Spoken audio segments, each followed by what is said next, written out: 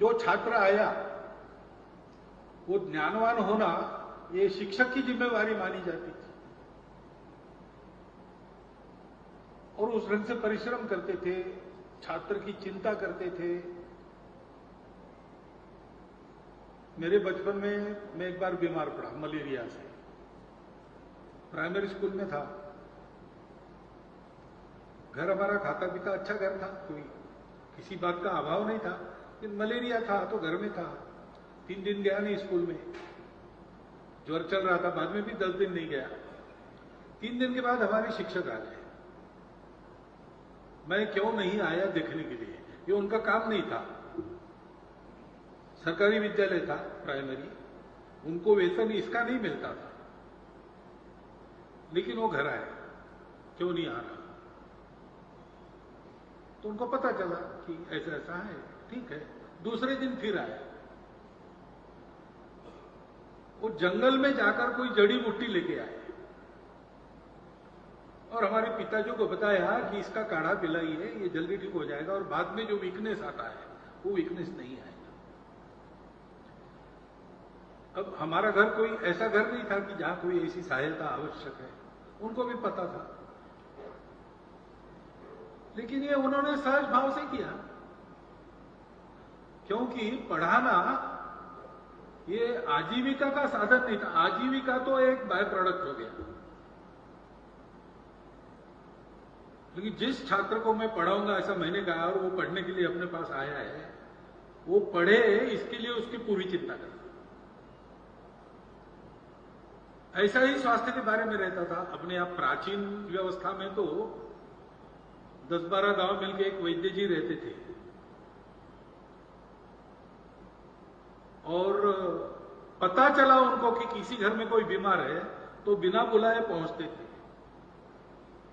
और रुग्ण को ठीक किए बिना विश्राम नहीं करते थे, क्योंकि चिकित्सा करना ही कर्तव्य था।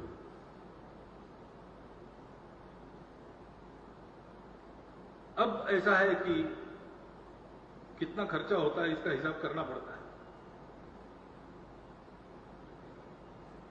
और आवश्यकता तो बन गई।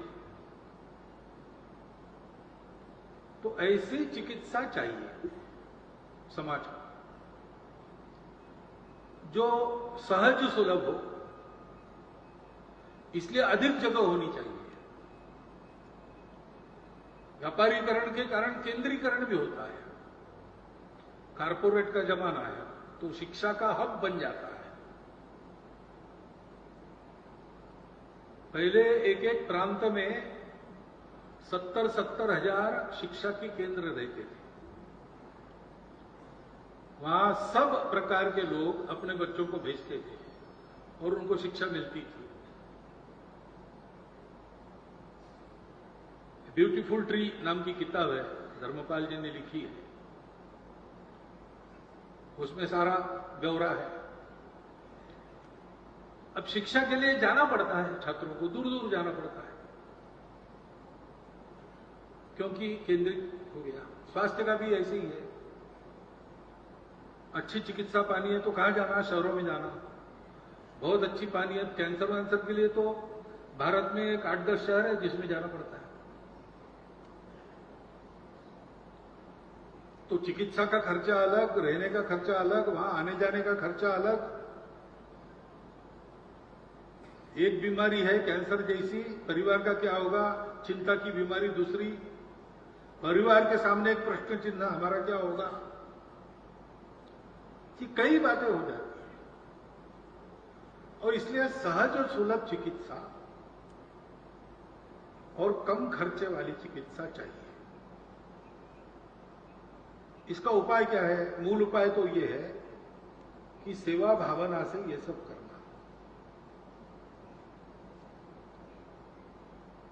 आपने सुना अनिल जी को,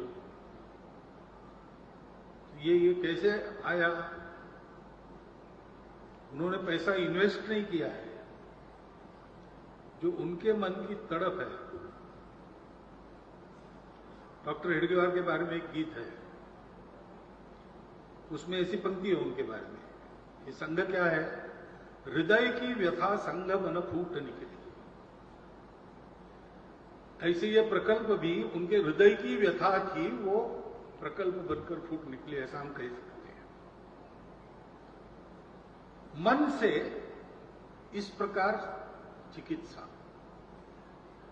अधिक उसके केंद्र, इसलिए वो सहज सुलभ हो जाएगी और सस्ती भी होगी अगर समाज का सहयोग होगा, क्योंकि खर्चा तो लगता ही है।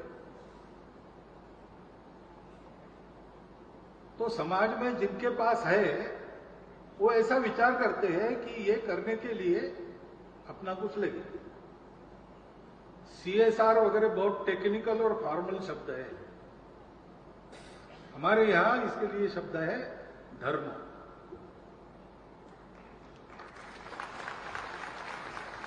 धर्म यानी सामाजिक जिम्मेवारी को निभाना।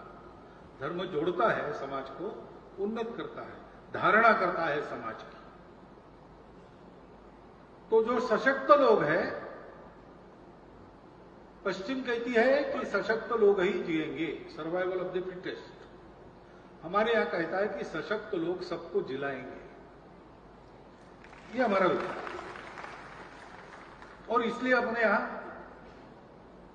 विद्या ददाति विनयम, विनयम याति पात्रताम, पात्रताम धनम आपनोति, धनात् धर्मम तथा सुखम। धन का उपयोग समाज की धारणा के लिए करते हैं, उसमें से सुख मिलता है। एक व्यक्ति का अपना सुख नहीं होता, अपना सुख उसने प्राप्त किया तो भी अगर समाज में दुर्भिक्ष है तो उसके सुख के दिन गिने हुए होते हैं। पूरा समाज सुखी होगा तो व्यक्ति सुखी होगा। और इसलिए व्यक्ति को अपने धन साधन का उपयोग, बुद्धि का उपयोग, शक्ति का उपयोग क्यों करना चाहिए? समाज की धारणा के लिए करना चाहिए।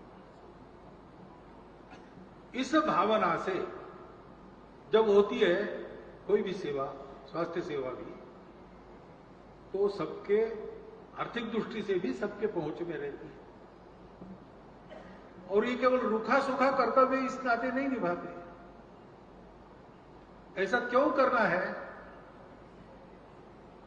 ये अपनेपन की भावना है। ये बात ठीक है कि धन का उपयोग धर्म करने से सुख मिलता है, लेकिन अपना सुख क्या है?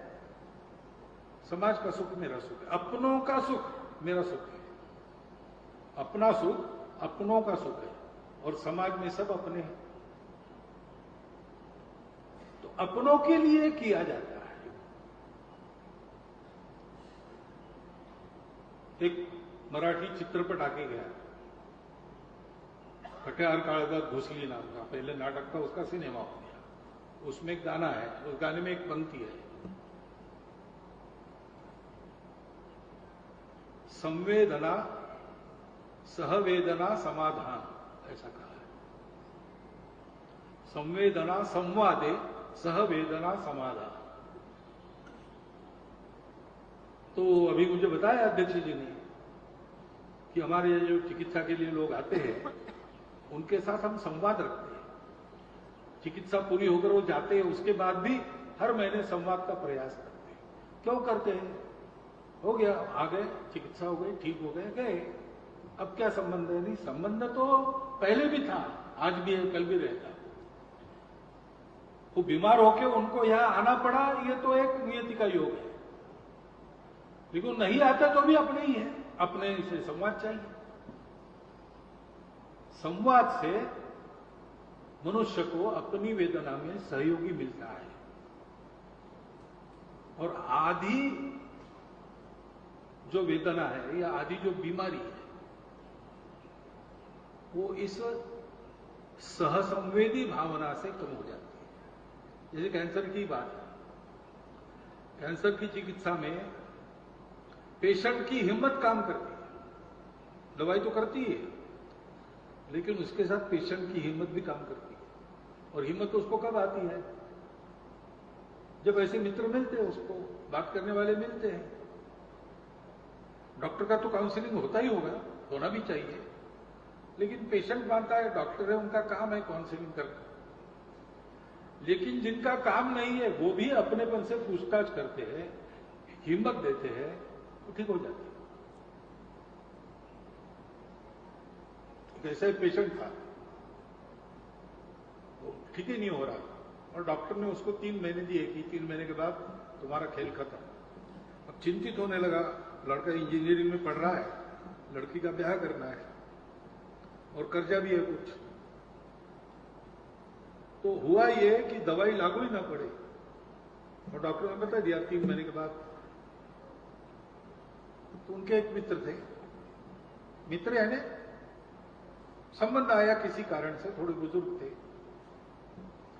अच्छे थे, साधन संपन्न थे, उनके घर पहुंच गए। उसके लड़के को पत्नी को बिठाया सामने, उसके सामने, और फिर पूछा बताओ क्या क्या बोझ है तुम पर। इसका सेकंड ईयर में इसका फाइनल ईयर होना है, इंजीनियर बनेगा, इसका विवाह होना है, अनुमानित खर्चा क्या है, इतना लाख इतना लाख इतना लाख, और क्या कर्जा है, सारा उसने बताया। कुछ 10 लाख की टोटल होती थी। उन्होंने अपना चेकबुक लिखाया, 10 लाख आंकड़ा लिख दिया, साइन कर दिया, तीनों को बताया, इसको बताया, बोले बस अब बाकी चिंता नहीं करना, ठीक होने में मन लगा, हिम्मत आ गई, ठीक हो गया, अभी भी है, काम कर रहे। बाद में मैंने उनको पूछा कि एकदम इतना आप एक व्यक्ति को 10 लाख दे रहे हैं, तो उन्होंने बताया कि ये मेरा साइकोलॉजिकल प्रयोग था, मेरे पास इतना पैसा नहीं है। लेकिन वो हिम्मत ही हार चुका था, उसकी हिम्मत कैसे वापस लाए। तो मेरी प्रसिद्धि तो है कि मैं साधन संपन्न हूं, इतना नहीं, तो मैंने जाके कर दिया। उन्होंने कहा अगर वो वास्तव में कुछ करने की बारी आती है तो मुझे 4 लोगों के पास से मैं जमा ही करता, मैंने कह दिया था, व्यवस्था करता हूं मैं, मेरे पास नहीं। ये भी आवश्यकता रहती है। तो इसलिए सस्ती, सुलभ, और इसको क्या शब्द थे, सुसंस्कृत स्वास्थ्य सेवा या सहृदय स्वास्थ्य सेवा। जैसे छात्र को पढ़ाना है, शिक्षक ने ठान ली है, उसके सुख दुख को जानकर उसको खड़ा करता है। वैसे पेशेंट का दुख अपना दुख मानकर डॉक्टर उसको ट्रीट करता है। सेवा का प्रकार ये होना चाहिए।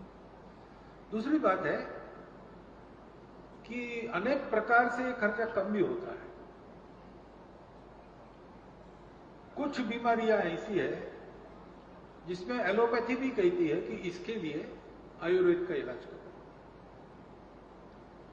कुछ बीमारियों के बारे में होम्योपैथी ज्यादा उपयुक्त है। कुछ बातें नेचुरोपैथी से ठीक होती है। फिर व्यक्ति भी है, किसी को आयुर्वेद लागू पड़ता है, किसी को एलोपैथी ही चाहिए। अब पश्चिम के दृष्टिकोण में ये कस्टमाइजेशन नहीं है, स्टैंडर्डाइजेशन है। वो वहां न्यूयॉर्क में बैठकर या वाशिंगटन में बैठकर या कहीं वहां बैठकर रिसर्च करेंगे कि एक आदमी को कितनी कैलोरीज चाहिए, और वहां से एक पेपर लिखेंगे जो मैगजीन में प्रकाशित होगा, और पूरी दुनिया पर वही मानक लागू होंगे। लेकिन वहां का जलवायु, वहां के लोगों का खाना, उनको करने पड़ने वाले परिश्रम, वो अलग है, हमारे यहां अलग है। लेकिन वहां ऐसा है, यूनिफॉर्मिटी, एक ही बात पूरे दुनिया पर लागू करना। दुनिया में विविधता है उसका विचार नहीं करना। हमारे यहां ऐसा नहीं है दृष्टिकोण। हमारे यहां ये कहते हैं कि किसकी प्रकृति क्या है। एलोपैथी में भी फैमिली डॉक्टर नाम की एक चीज थी, अब बहुत कम हो गई है। वो फैमिली डॉक्टर ने 3 पीढ़ी उसी डॉक्टर का दवा वो फैमिली लेती है। वो डॉक्टर को पता है कौन कैसा है, उसमें किसको कब बीमार पड़ना होता है, क्या खाने से किसका पेट बिगड़ता है, वो जानता है और जानकर डायग्नोसिस और उपचार करता है। तो ज्यादा कारगर साबित होता ऐसे ही हमारे यहां था, व्यक्ति की प्रकृति जानो, दवाई की भी प्रकृति। महासुदर्शन चूर्ण मुझे लेना है तो मैं रहता नागपुर में हूं, वहीं तैयार हुआ वहां की जड़ी बूटी से मुझे लागू पड़ेगा। दिल्ली जाके लूंगा तो शायद उतना परिणाम वो दवाई नहीं करेगी। ऐसा रहता है। ये सारा विचार करके हमारे यहां पर्सन स्पेसिफिक उपचार, कस्टमाइजेशन ऐसा होता है। तो वो कितना संभव है आज मैं नहीं जानता, लेकिन ये तो संभव है कि एक ही छत के नीचे सारी पैथियां उपलब्ध हो। कोई पैथी श्रेष्ठ कनिष्ठ ये मेरा दावा बिल्कुल नहीं है। ज्ञान जहां से है वहां से ठीक है, लेकिन मनुष्यों की विविधता ध्यान में रखते हुए सब प्रकार उपलब्ध रहे। ये किया तो जिसको एलोपैथी लागू नहीं है वो खर्चीला उपचार एलोपैथी का क्यों करे?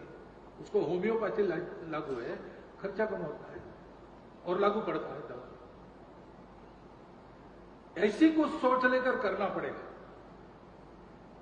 इस प्रकल्प में सब प्रकार की पैथी यहां उपलब्ध है, तो थोड़ी ये भी व्यवस्था आगे चल के ऐसी होनी चाहिए कि इस पेशेंट को क्या लागू पड़ता है इसकी भी परीक्षा होनी चाहिए, और अच्छा होगा।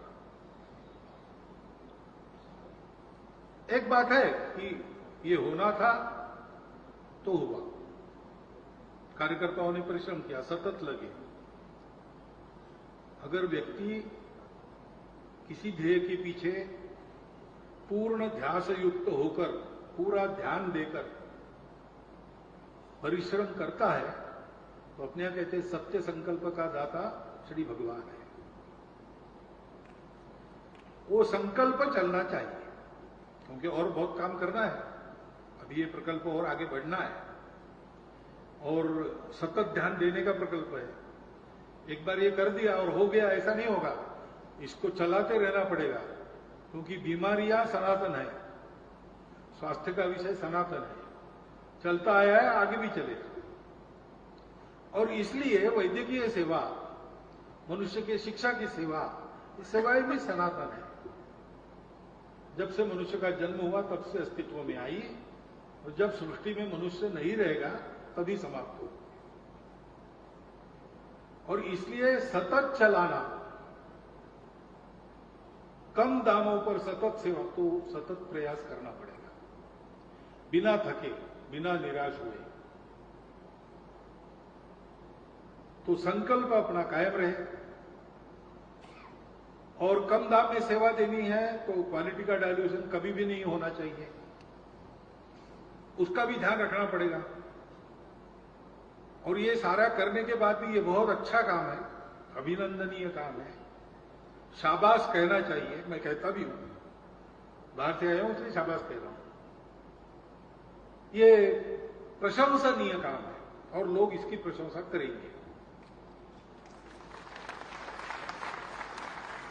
लेकिन कार्यकर्ताओं ने उसको एक कान से छोड़कर दूसरे कान से छोड़ देना है, एक कान से सुनकर। क्योंकि जो मैं सेवा कर रहा हूं वो काम लोगों को अच्छा लगता है, प्रशंसनीय लगता है भी, परंतु मेरे लिए तो वो सहज स्वाभाविक बात है। ये करने से रुग्णों की रुग्णता समाप्त होती है, वो उनका लाभ है, लेकिन लाभान्वित तो मैं होता हूं। सेवा से हम पवित्र होते हैं। जिसकी सेवा करते हैं वो हमारे लिए नारायण रूप है, वो हमको अवसर दे रहा है। कहीं हिमालय में जाना नहीं है, कुछ नहीं है, अपने घर के अड़ोस पड़ोस में, अपने स्थान पर जो अपनी शक्ति है उसके साथ जितनी शक्ति है उतनी लगाकर भगवान स्वयं सेवा का अवसर ऐसी सेवा करने के लिए मुझे दे रहे हैं। और इसलिए इसमें ये भी अच्छा ही है, लोग अच्छा इसको कहेंगे, प्रशंसा करेंगे। विनम्र भाव से उसको सुनना, दूसरे कान से छोड़ देना। मन में ये नहीं आना चाहिए कि हम भी क्या 30 मार खाएं। आगे सतत अगर काम करना है तो ये बहुत आवश्यक है, क्योंकि विद्या ददाति विनय, विनयात याति पात्रता। विद्या के साथ विनय, वैसे सेवा के साथ भी विनय चाहिए। हमको तो वही बातें काम की है जिससे अधिकाधिक लोगों का हम कल्याण कर सके। न त्वहम कामये राज्यम न स्वर्गम न अपुनर्भवम कामये दुख तप्तानाम प्राणिनाम आरती नाशनम। ये राजा रंतिदेव का कहा सब सेवा करने वालों के लिए गुरु मंत्र है। करते रहना, करते रहना। नेकी करो और कुएं में डालो। ऐसे ही काम हो रहा है। सहज संवेदना से इस काम की शुरुआत हो रही और छोटे छोटे कदम लेकर आगे बढ़ रहे हैं, ये भी अच्छी बात है। Bite only that much which you can chew. बड़ा बोझा लेके बैठ जाना ये ठीक नहीं है। थोड़ा थोड़ा होगा, जल्दी नहीं है। सनातन समस्या है, इलाज लंबे समय तक चलेगा। लेकिन जो करेंगे वो उत्कृष्ट करना और जो करेंगे वो यशस्वी करना। सतत करना, अपने प्रति धन्यता होनी चाहिए, गौरव होना चाहिए, अहंकार नहीं आना चाहिए। ये ध्यान में रखकर करना। ये सब चल रहा है और ये हम कर रहे हैं। तो हमारी सेवा तो ऐसी है कि हम सेवा करते चले जाए और लोग सेवा लेते चले जाए, ऐसी इच्छा हमारी सेवा करने वालों को नहीं होती। उनको ये इच्छा होती है कि हमारी सेवा करने से जो सेवा लेते हैं वो सेवा करने वाले बन जाए। मराठी में एक कविता है कुसुमाग्रज की, उसकी हिंदी ऐसे बन सकता है, देने वाला देता जाए, लेने वाला लेता जाए, लेते लेते लेने वाले ने देने वाले के हाथ लेने चाहिए। दान लेते लेते वो दान देने वाला बन जाता है। ऐसी सिद्धत्व जगाने वाली सेवा वो हमको करनी है, तो समाज को साथ लेकर करना। क्योंकि हम सेवा करते रहे, कुछ लोग सेवा लेते रहे और बाकी लोग आप जैसे बजा रहे वैसे तालियां बजाते रहे, ये तो कल्पना नहीं है।